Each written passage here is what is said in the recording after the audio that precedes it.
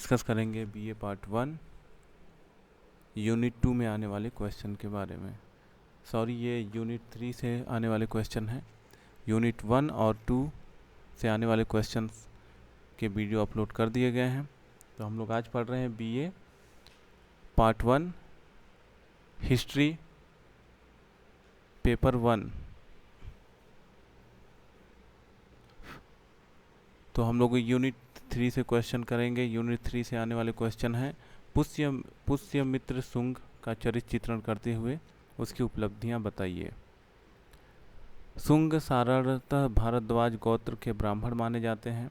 बौद्ध ग्रंथ दिव्यावदान उन्हें मौर्य वंश का मानता है। कालिदास ने अपने प्रसिद्ध ग्रंथ मालविकाग्निमित्रम में पुष्यमित्र को बौम्बिक कुल का माना है। पाणिनि भी शुंगों को भारद्वाज गोत्र मानता है। पुष्यमित्र शुंग वंश का संस्थापक था। यह अंतिम मौर्य सम्राट बृहद का प्रधान सेनापति था। 183 ईसा पूर्व में इसने अपने शासक बृहद्रथ की उसकी सेना के सम्मुख ही हत्या कर सिंहासन पर अधिकार कर लिया। सिंहासन प्राप्त करने के पश्चात पुष्यमित्र को किसी प्रकार के विरोध का सामना नहीं करना पड़ा, क्योंकि जनता मौर्य शासक के कुशासन और अत्याचारों से ऊब चुकी थी। आरसी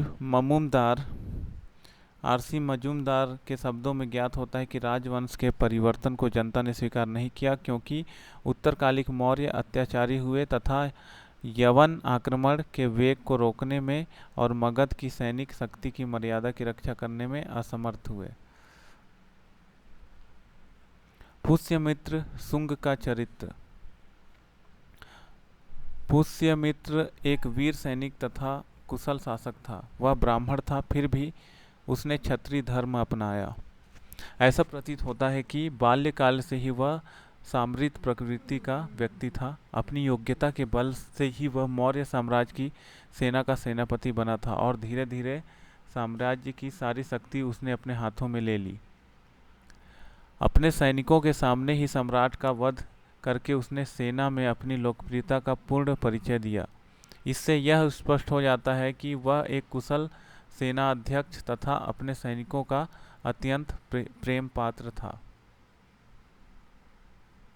वह एक योग्य संगठनकर्ता भी था। पाटलिपुत्र के सिंहासन पर बैठने के बाद उसने मगध साम्राज्य को संगठित करना आरंभ कर दिया। उसने साम्राज्य के अलग होने की चेष्टा करने वाले प्रांतों को फिर से अपने अधीन किया और साम्राज्य की पश्चिमी सीमा को सुदृढ़ बनाया। उसने साम्राज्य के विस्तार को बढ़ाया और यवनों के आक्रमणों का सफलतापूर्वक सामना किया। इस प्रकार उसने मगध साम्राज्य को सुरक्षित तथा सुव्यवस्थित राजा और सैनिक योग्यता का पूर्ण परिचय दिया। ब्राह्मण होने के कारण उसने वैदिक परंपरा, धर्म तथा संस्कृति की पुनर्स्थापना का सफल प्रयास किया। लुप्त हो चुके अश्वमेध यज्ञ को उसने फिर से आरंभ कर दिया। ब्राह्मण धर्म को राज धर्म बनाकर उसने फिर से उसकी मर्यादा को स्थापित किया। संस्कृत को फिर गौरवपूर्ण स्थान प्राप्त हो गया और महर्षि पतंजलि को महाभाष्य तथा मनुस्मृति के इस संस्करण इसी काल में लिखे गए। इस प्रकार पुष्यमित्र ने वैदिक संस्कृति का पुनरुद्धार किया। पुष्यमित्र संकीर्ण विचारों का व्यक्ति था, अतएव बौद्धों के साथ उसका व्यवहार अच्छा नहीं था।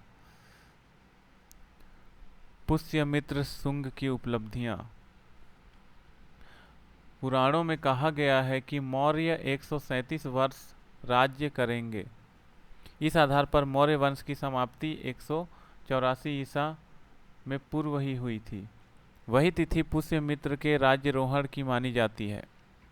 पुराणों में पुष्यमित्र का शासनकाल 26 वर्ष दिया गया है। पुष्यमित्र सेनापति नियुक्त होने से पूर्व अवंती में 30 वर्षों तक गवर्नर रहा था। उसे प्रशासन तथा सैन्य बल संचालन का पर्याप्त अनुभव था। उसका शासनकाल 184 ईसा पूर्व से 148 ईसा पूर्व था। पुष्यमित्र शुंग ने संकट काल में राज्य के संचालन की बागडोर अपने हाथों में ली थी। विदेशी आक्रमण की भीषण स्थिति में उसे राजा का वध करने के लिए बाध्य होना पड़ा। सभी स्रोतों में उसके लिए सेनापति की उपाधि का उल्लेख किया गया है। उसने राजा की उपाधि धारण नहीं की। उसके पुत्र अग्निमित्र के लिए राजा की उपाधि प्राप्त होती है। इस आधार पर कुछ विद्वानों ने यह मत प्रतिपादित किया है कि बृहद्रथ को मारने के बाद पुष्यमित्र ने अग्निमित्र को सिंहासन पर बैठाया था और स्वयं कभी राजा नहीं बना। लेकिन महाभाष्य मालविकाग्निमित्र और अयोध्या अभिलेख में स्पष्ट रूप से कहा गया है कि पुष्यमित्र ने शासन किया और अश्वमेध यज्ञ किए। संभव है कि उसने सेनापति का विरुद्ध इसलिए बनाए रखा क्योंकि इस उपाधि से वह जन साधारण में प्रसिद्ध था। मगध साम्राज्य का संगठन। पुष्यमित्र के समक्ष पहला कार्य अराजकता को समाप्त करके राज्य को पुनर्गठित करना था। सीमांत प्रदेश पृथक हो गए थे और आंतरिक विद्रोही के कारण साम्राज्य दुर्बल हो रहा था। अतः पुष्यमित्र ने पाटलिपुत्र पर अधिकार करने के बाद मगध के निकटवर्ती क्षेत्रों को संगठित किया। इस क्षेत्र में प्राची, कौशल, वत्स, आकार और अवंती था। पश्चिम क्षेत्रों पर अधिकार दृढ़ करने के लिए उसने विदिशा को द्वितीय राजधानी बनाया और अपने पुत्र अग्निमित्र को अपने प्रतिनिधि के रूप में वहां नियुक्त किया। इस नियुक्ति का एक उद्देश्य यह भी था कि यथासंभव दक्षिण भारत में शुंग सत्ता का विस्तार किया जाए। पाटलिपुत्र में शुंग सत्ता स्थापित होने के बाद विदर्भ प्रांत मगध राज्य से पृथक हो गया। अग्निमित्र का विशेष दायित्व था कि वह विदर्भ को शुंग राज्य में सम्मिलित करे। विदर्भ से युद्ध। शुंगों द्वारा विदर्भ की विजय का विवरण कालिदास के नाटक मालविकाग्निमित्रम से प्राप्त होता है। इस नाटक में विदर्भ के राजा यज्ञसेन को अचिराधिष्ठित और नव संरोपण शिथिलातुरम कहा गया है। इससे ज्ञात होता है कि वह कुछ समय पूर्व सिंहासन पर बैठा था। इसी नाटक में यज्ञसेन को बृहद्रथ के मंत्री के संबंधी तथा शुंगों का स्वाभाविक शत्रु कहा गया है। ऐसा प्रतीत होता है कि यज्ञसेन को मौर्य सम्राट ने विदर्भ का शासक नियुक्त किया था, लेकिन शुंगों द्वारा सत्ता पर अधिकार कर लेने के बाद वह स्वतंत्र हो गया।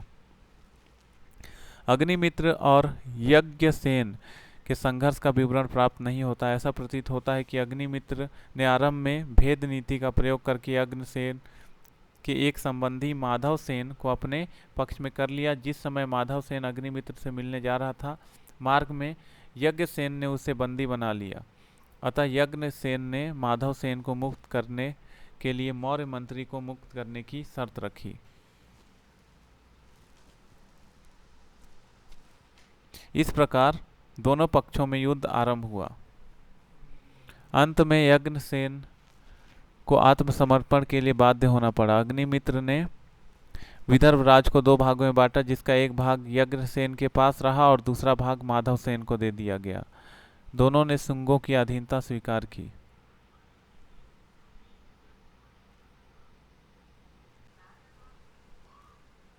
अब आते हैं तीसरा, यवन आक्रमण।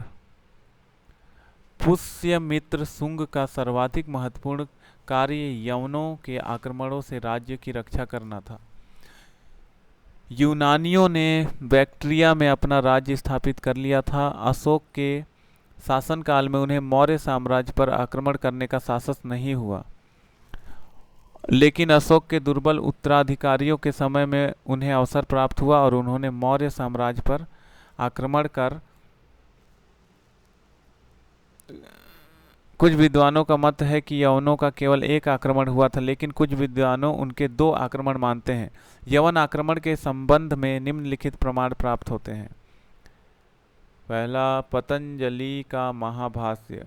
पाणिनि के अधनत लट लटाकार को समझाते हुए पतंजलि को दो उदाहरण दिए हैं। अरुनंद यवना साकेतम, अर्थात यवनों ने अयोध्या पर आक्रमण किया, और अनुरद यवनम मध्यमिकाय, अर्थात यवनों ने मध्यमिका पर आक्रमण किया। मध्यमिका यानी चित्तौड़ नगर। दूसरा आक्रमण का संदेह होता है गार्गी संहिता के युग पुराण। युग पुराण गार्गी संहिता का भाग 1 है। युग पुराण में कहा गया है कि दुष्ट विक्रांत यवनों ने मथुरा, पांचाल देश और साकेत जीत लिया और वे कुसुमध्वज तक जा पहुँचे। कुसुमध्वज यानी पाटलिपुत्र, कुसुमध्वज तक जा पहुँचे। तीसरा मालविकाग्निमित्रम, इसमें कहा गया है कि पुष्य मित्र के यज्ञ के घोड़े को सिंधु के दक्षिण तट पर यवनों ने पकड़ लिया। इस युद्ध में पुष्य मित्र के पौत्र वसुमित्र ने यवनों को पराजित करके यज्ञ के घोड़े को मुक्त करा लिया। यह यवन आक्रमणकारी कौन था, इसके बारे में विद्वानों में मतभेद है। एक मत है कि वह मिनेंडर था, क्योंकि उसकी मुद्राएं भारत में अनेक स्थानों पर पाई गई। दूसरा मत है कि वह डेमेट्रियस था, डेमेट्रियस की मुद्राएं व्यास नदी तक पाई गई हैं। कुछ विद्वानों 2 यमन आक्रमण मानते हैं, जो डेमेट्रियस और मिनेंडर के नेतृत्व में पृथक रूप से हुए। टार्न का मत है कि केवल एक ही यवन आक्रमण हुआ। यूनानी शासक में डेमेट्रियस अपने भाई अपोलोडोर्स और सेनापति मिनेंडर के साथ आया था। उसकी एक सेना अपोलोडोर्स के सेनापति में चित्तौड़ होकर पाटलिपुत्र की ओर बढ़ी थी। दूसरी सेना मिनेंडर के नेतृत्व में मथुरा होकर गई। दोनों सेनाएं मथुरा में मिल गई। यह आक्रमण पुष्यमित्र के शासनकाल के मध्य में हुआ। पुष्यमित्र ने आक्रमणकारियों को पंजाब तक खदेड़ दिया।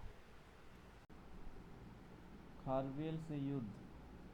कुछ विद्वानों का मानना है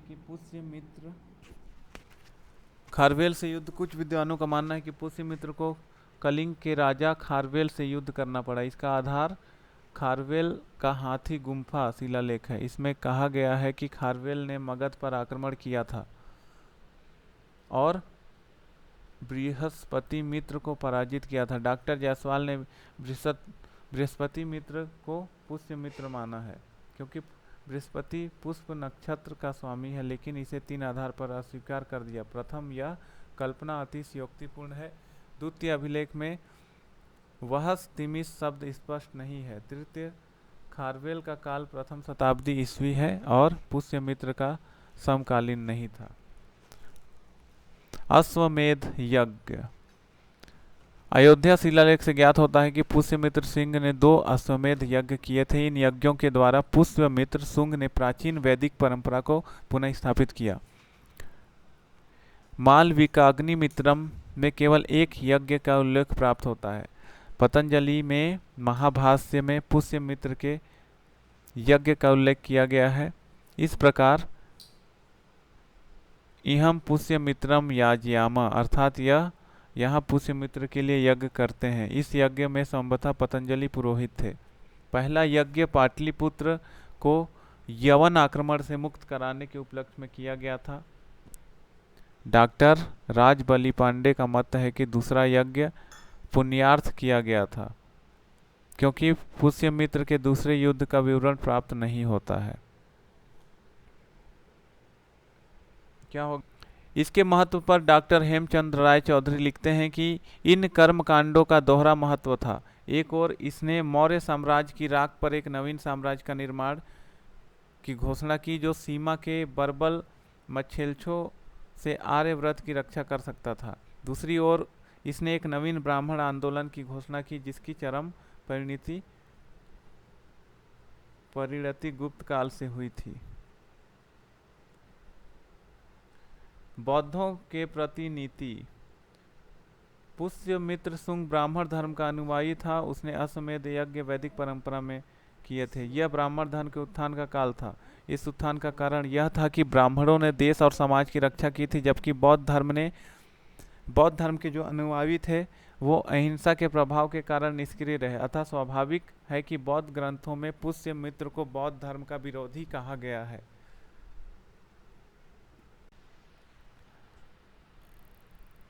बौद्धों के प्रीति नीति का पहला, दिव्यवदान। बौद्ध ग्रंथ दिव्यवदान में कहा गया है कि जिस प्रकार अशोक ने 84,000 स्तूपों का निर्माण करके यश प्राप्त किया था, उसी प्रकार पुष्यमित्र ने 84,000 स्तूपों के विनाश से यश प्राप्त करना चाहता था। अपनी सेना के साथ स्तूपों को तोड़ना, जलाना भिक्षुओं की हत्या करता हुआ एक साकाल आया और यहाँ उसने घोषणा की, यो मे श्रवण शिरो दास्यति तस्याहम दिनार शतम दस्यामी, अर्थात वह एक भ्रमण के सिर के लिए 100 दिनार देगा। एक श्रमण के सिर के लिए 100 दिनार देगा। साकाल बौद्धों का केंद्र था, लेकिन दिव्यवदान बहुत बाद की रचना है और लेखक इतिहास से परिचित नहीं ज्ञात होता है। इसके अतिरिक्त वह उस समय दिनार मुद्रा प्रचलित नहीं थी। दूसरा, तारानाथ का साक्ष्य। तिब्बती इतिहासकार तारानाथ बौद्ध था। उसने लिखा कि पुष्यमित्र शुंग ने मध्य देश से जालंधर तक बहुसंख्यक बौद्धों का वध किया था और उसने स्तूपों तथा विहारों को नष्ट किया था, लेकिन यह रचना भी बहुत बाद की है और लेखक विदेशी था जो भारत में नहीं आया था। आर्यमंजू श्रीमुकल्प, यह बौद्ध ग्रंथ भी पुष्यमित्र के बौद्धों पर अत्याचार का उल्लेख करता है, लेकिन इस ग्रंथ के अनेक कल्पित कथाएं हैं। इसके अतिरिक्त इस ग्रंथ में पुष्यमित्र नाम स्पष्ट नहीं है।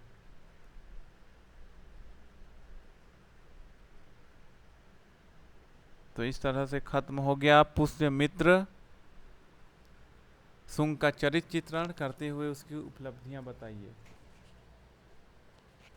हम पढ़ रहे थे बीए पार्ट 1